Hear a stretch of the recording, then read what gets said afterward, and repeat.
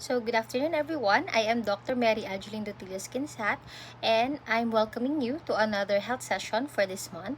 So, our health session for today is about pulmonary tuberculosis. So, it is a health awareness program with the title, Ubo-ubo, TB na ba ito? A health session of TB in the workplace. Before we start, I would like to show you the objectives for today's session. So at the end of this 2-hour health talk session, the participants will be able to, first is to define tuberculosis. Second is to differentiate the pulmonary tuberculosis from extrapulmonary tuberculosis. Third is to learn the different risk factors as well as the signs and symptoms of pulmonary tuberculosis. And the last is to understand the process of evaluation, referral, and management of pulmonary tuberculosis in the workplace here in the Philippines. So before we start, we have to define first, what is tuberculosis? So when you say tuberculosis, it is an infectious disease caused by a germ that is spread or can easily be spread from person to person through the air. So tuberculosis usually affects the lungs, but it can also affect other parts of the body like the brain, the kidneys, and the spine. So in definition, we have two types of tuberculosis. We have your pulmonary tuberculosis, which affects mostly the pulmonary system or the lungs of the patient, and extrapulmonary tuberculosis, or also known as EPTB, which affects other organs of the body or systems of the body aside from the lungs. Okay, so next is we have to identify how your pulmonary tuberculosis can be transmitted from one person to another. So your pulmonary tuberculosis is caused by a bacteria called as your Mycobacterium tuberculosis, and this is transmitted by a respiratory droplet. Okay, so basically the nuclei or the particles of the Mycobacterium tuberculosis are spread out via coughing, sneezing, and even talking to another person or susceptible person in close range and for a period of time. Okay, so if a person or another patient able to inhale all these particles, mostly the bacteria will settle into the lung tissue, okay, where it usually forms cavitation. Okay, so what usually happens here is that the TB or the pulmonary tuberculosis or the Mycobacterium tuberculosis will form a lesion within the lungs. Okay, so if you can see here, about 90 to 95% of the infected individuals will have a hematogenous spread, wherein the Mycobacterium tuberculosis DNA is detected in the tissues in situ by PCR testing. Okay, while 5 to 10% of these infected individuals will have a progression to a cavitary type of your pulmonary tuberculosis. So but then, even though that there is the hematogenous spread, this one can also lead to progression of the cavitary tuberculosis via the reactivation later on.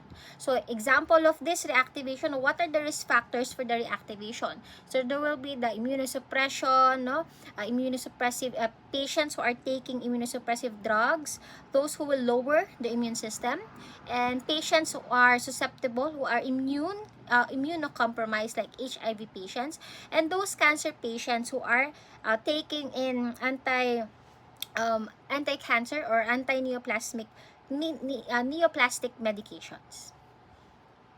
We have two types of pulmonary tuberculosis. The presumptive pulmonary tuberculosis, which refers to any person having 2 weeks or more or longer of any of the following signs and symptoms, like for example, non-productive or productive cough, unexplained fever, unexplained weight loss, night sweats, and or accompanied by chest x-ray finding, which is suggestive of your tuberculosis.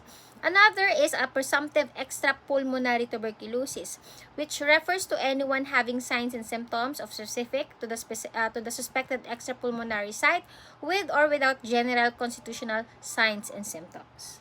Okay, so next is we have to identify the causative agent. So we all know that your pulmonary tuberculosis is caused by a bacteria known as your Mycobacterium tuberculosis. Okay, so pulmonary tuberculosis is defined as a infectious, contagious disease of the lung parenchyma that is caused by a rod-shaped, non-spore-forming aerobic bacteria called as called as your Mycobacterium tuberculosis. So if it's shown here, no, as positive for your acid-fast staining. Okay, so how about identification of the tuberculosis or pulmonary tuberculosis in the workplace here in the Philippines? So the Philippines ranked third worldwide in the tuberculosis or the incidence of tuberculosis in the workplace. Nearly 1 million Filipinos have active tuberculosis according to the Global TB report, and 70 Filipinos die every day due to tuberculosis. So before we go or dive in deeper into the pulmonary tuberculosis, let us try to define some common terms that are used mainly in the diagnosis, the management of your pulmonary tuberculosis. So first is active TB. Okay, so it is, when you say active TB, it is a presumptive tuberculosis case which is either detected or diagnosed via bacteriologic means or clinical means. So when you say bacteriologically confirmed TB, this refers to a patient from whom a specimen, like for example your sputum, is tested and is positive, no, for the presence of your Mycobacterium tuberculosis. So this is either by smear microscopy, culture, or even your expert MTB, okay, or your rapid diagnostic test.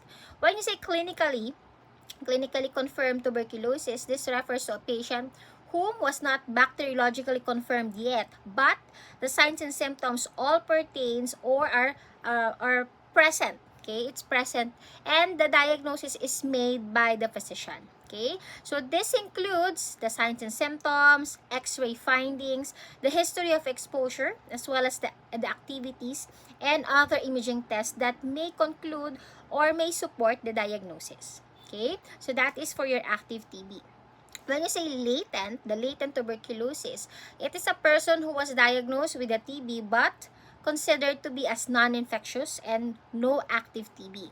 New case, it refers to a patient with or who has never been treated with pulmonary tuberculosis or for TB before, and or has taken TB treatment for less than a month. Other common terms used includes retreatment. So this includes patient who received already a dose of your medications used to treat your pulmonary tuberculosis for 1 month or more.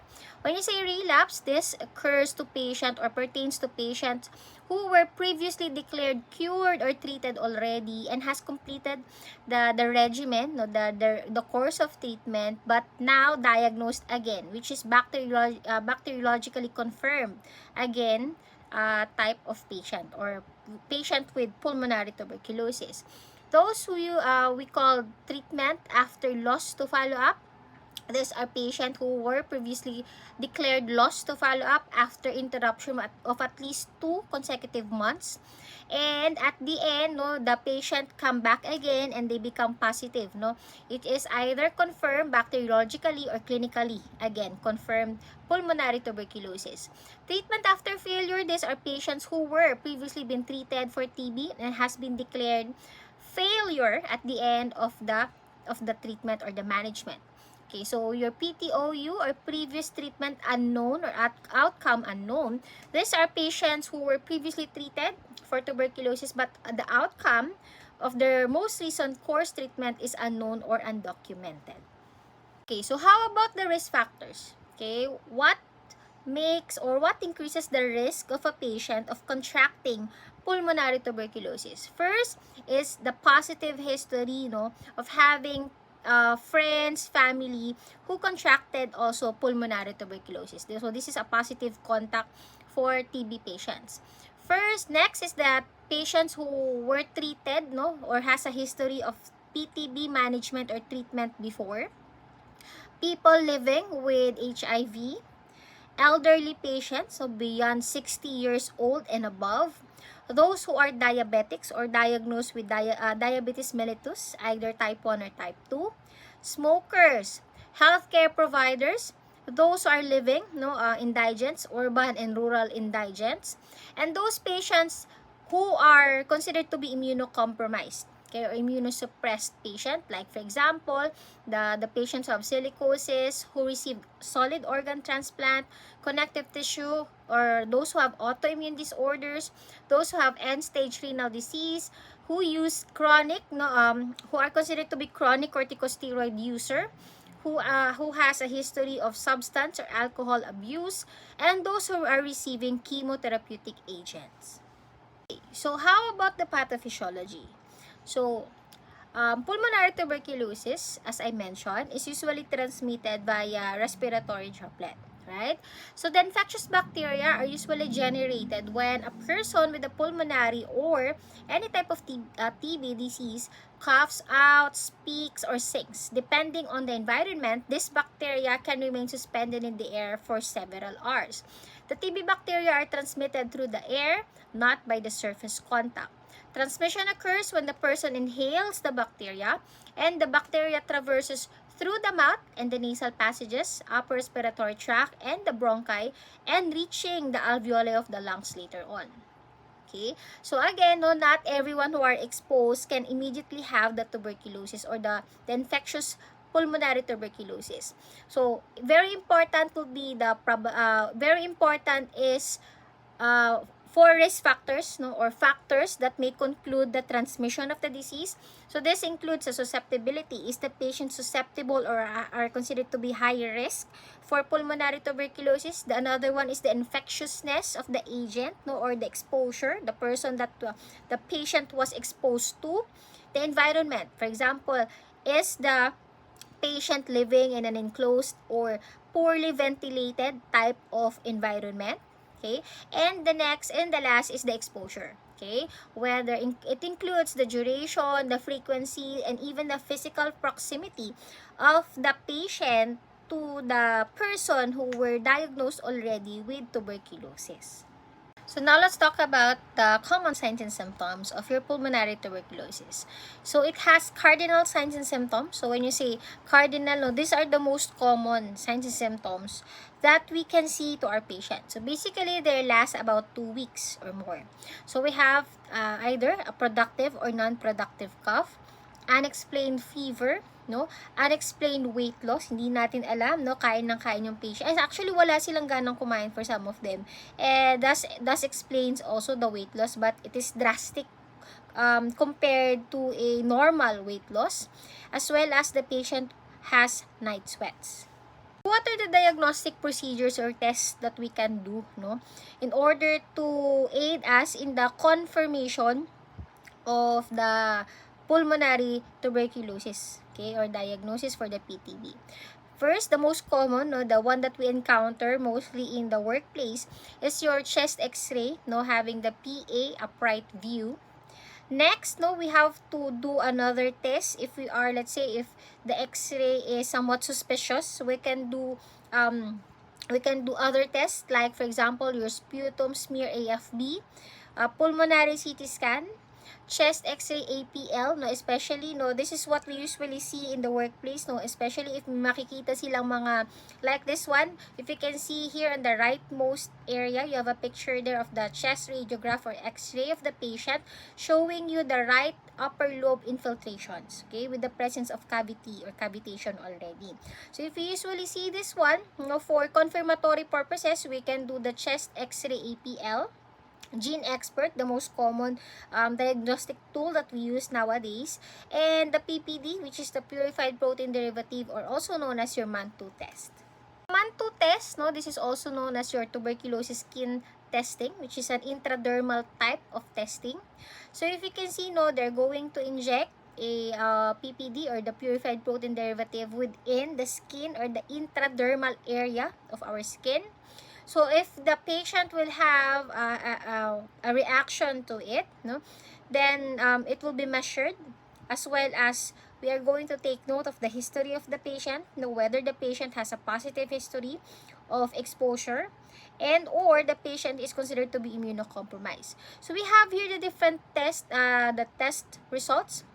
If the result or the reaction of the patient is more than or beyond 5 mm or micrometers, millimeter, sorry, the patient, it can be present for patients who are HIV positive, those who have a recent contact with active TB patient, those who have nodular or fibrotic changes as seen in the X-ray, and those who underwent organ transplantation. If it's beyond or more than 10 millimeters, then this is commonly seen among patients coming from a high prevalent areas or countries, IV drug users, resident or employee of a high-risk settings, mycobacteriology lab personnel, comorbid conditions, no, those who have comorbidities like your diabetes mellitus, children below 4 years old, and infants, children, and adolescents who are exposed already, no, to a high risk category or patient type of exposure. If it's beyond 15 micrometers, no, this one is usually seen on persons with no known risk factors for tuberculosis.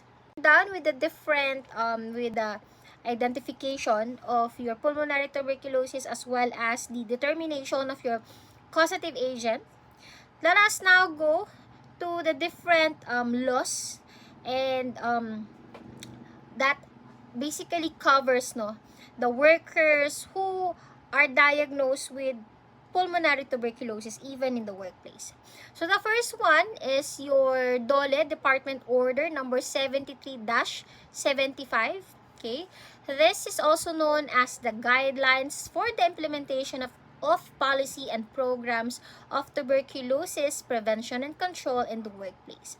So this is according also to the Executive Order number 187, which is the comprehensive and unified policy for tuberculosis control in the Philippines. But then it is emphasized by DOLE, no? Emphasized by DOLE in the implementation, the strict implementation of the guidelines, including the management, the referral of patient, especially workers who will come out as positive for pulmonary tuberculosis. See here in this schematic diagram, it will show you here the systematic screening of PTB patients beyond 15 years old and above, no, with a known HIV status. First is we have to ask them, no, we have to evaluate the patient and assess the patient for any signs and symptoms. Ask them if they have the following, like for example, cough lasting for 4 or beyond 2 weeks, unexplained fever, unexplained weight loss, night sweats. If the patient says no, you can do a test, no? You can do a preliminary testing, which is your chest x-ray. If the chest x-ray finds any suggestive, let's say if it's suggestive of TB, then we can diagnose the patient for having presumptive TB. But then if the chest x-ray is clear, then we can just we can tell the patient, assure the patient that the patient is not diagnosed with pulmonary tuberculosis, and at the same time we are going to advise the patient for an annual physical examination. So every year we are going to test or do it again, okay, just to make sure that the patient is not, or it's really negative for pulmonary tuberculosis. So what if the patient has the following signs and symptoms? Yes, if more than one answers or pertains to yes already, then we can say that the patient may have a presumptive tuberculosis. So if it's presumptive tuberculosis, then we can request for your expert MTB, okay, or for testing later on. Okay, how about the screening for PTB in targeted community and also the workplace, no? So this is usually done annually. So for patients who are new to the workplace, we do it in a PEME, or your preliminary examination of the patients. No, this includes the basic 5, and in the basic 5 you will have there your chest x-ray PA view.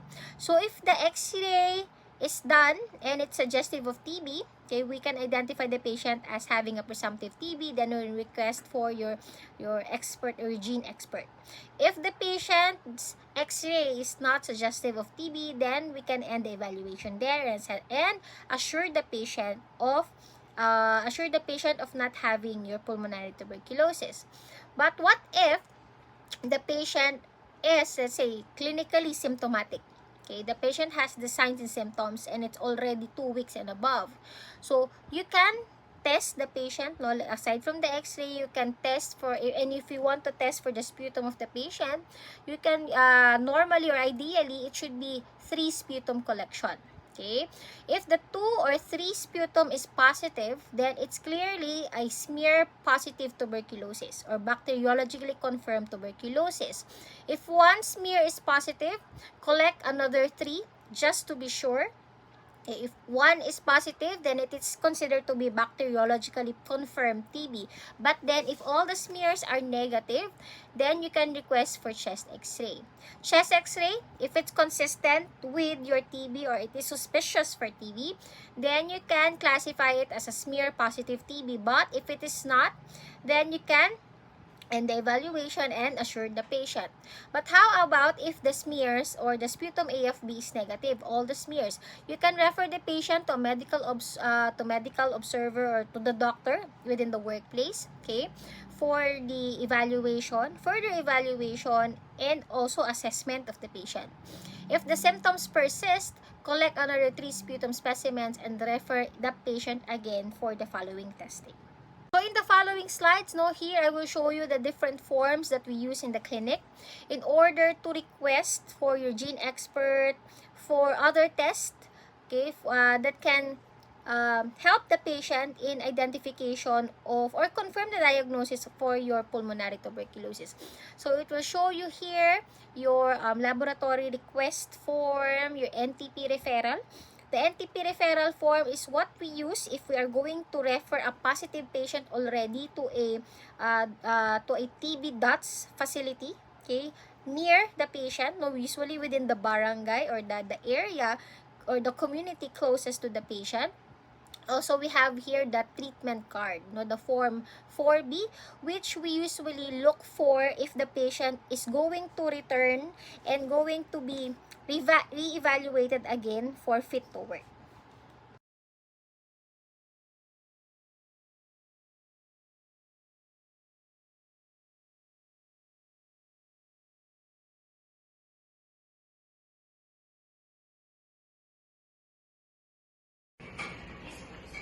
This is the treatment regimens for drug-susceptible TB. Okay. For regimen 1, you have the eligible TB patients. They are those that are expert genes not done or in the expert gene result, the MTB is not detected, or it can also be PTB or except or EPTB, except the central nervous system, the bones, the joints, whether new or retreatment, with also final expert results, gene experts. Then you have the MTB and the RIF sensitive, and the MTB RIF indeterminate. Now for regimen 2, it can be the EPTB of CNS, bones, joints, whether new or retreatment, with final expert results. MTB RIF sensitive, MTB RIF indeterminate, expert result is MTB but not detected. We go for the matrix for the numbers of the tablets required in adults. On the left side, you will see the different body weights: 25 to 37, 38 to 54, 55 to 70, and more than 70 kilos. Now, for the dose-sensitive TB regimen 1, you have the 4 fixed dose combinations, which are 112 tablets. The 2 fixed dose combinations are 224 tablets. Whereas for the dose-sensitive TB regimen 2, you have again for the fixed dose, 4 fixed dose, so you have 112 tablets and 560, however, for the 2 fixed dose.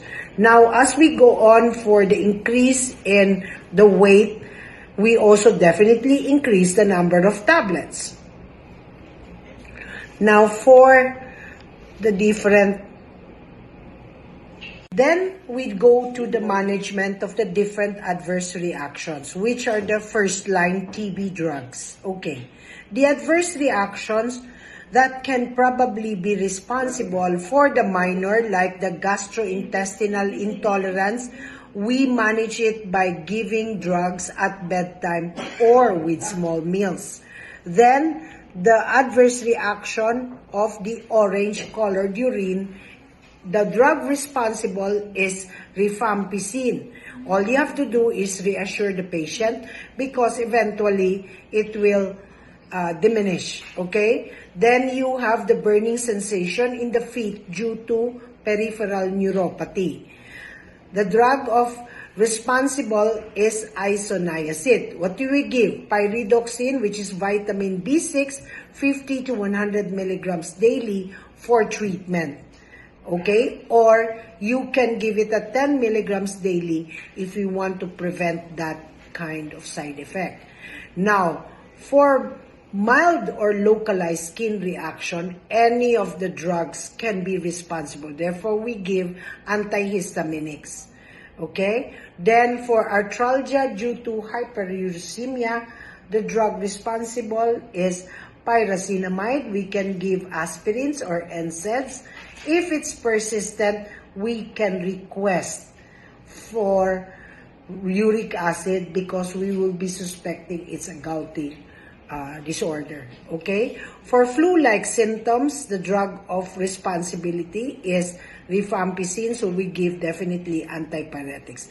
These are the minor drug reactions. However, if we go to the major drug reactions, like jaundice, which is due to hepatitis, any of the drugs, especially isoniazid, rifampicin, and pyrazinamide, are the major culprits. So we stop the anti-TB drugs and refer this to the infectious specialist. If symptoms would subside, you resume the treatment and monitor clinically. Now, if the side effect is impaired visual acuity and color vision due to optic neuritis, the drug responsible is ethambutol. What do? We stop ethambutol, obviously, and refer this to the ophthalmologist.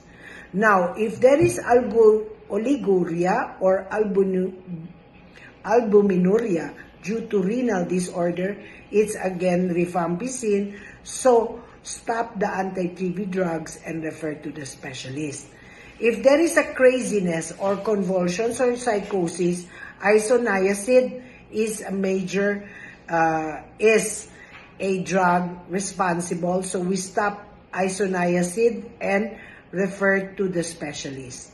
However, if it is anemia shock, it might most probably be to rifampicin. So again, you stop the anti-TB drugs and refer to the specialist. Our references are DOH National Tuberculosis Program, the Clinical Practice Guidelines for the Diagnosis and Treatment, Prevention, and Control of Tuberculosis in Adult Filipinos. That's the end of our session for today. Here are our references. Here is a summary of the DOLE Department Order number 73-05, which is the Tuberculosis Prevention and Control in the Workplace.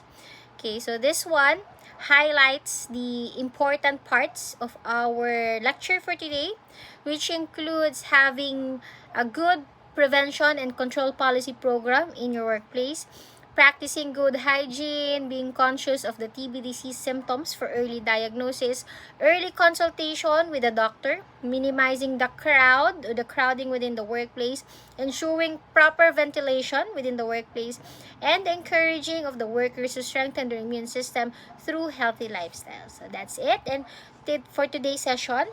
And we would like to thank you for those who attended and had given their time so that they can listen to our health session. Thank you!